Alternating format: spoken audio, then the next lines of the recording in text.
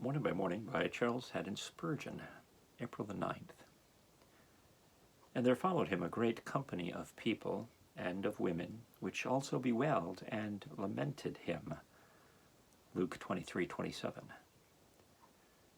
Amid the rabble-rout which hounded the Redeemer to his doom, there were some gracious souls whose bitter anguish sought vent in wailing and lamentations, fit music to accompany that march of woe.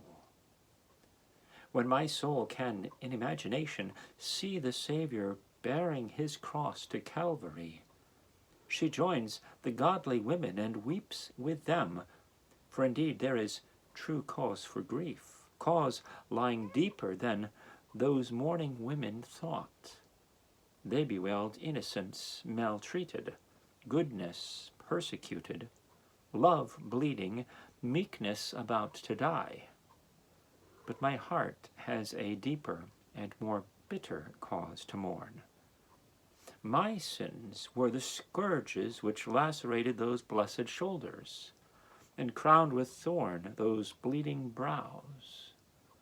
My sins cried, "Crucify him, crucify him," and laid the cross upon his gracious shoulders.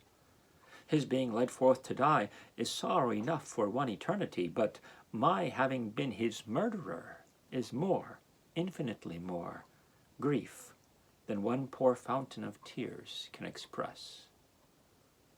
Why those women loved and wept, it were not hard to guess, but they could not have had greater reasons for love and grief than my heart has.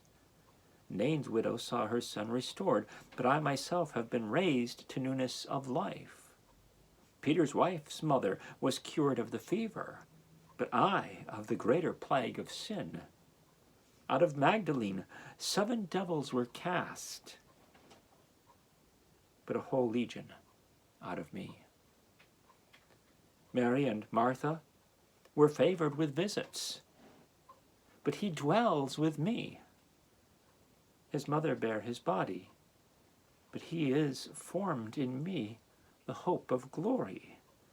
In nothing behind the holy women in debt, let me not be behind them in gratitude or sorrow.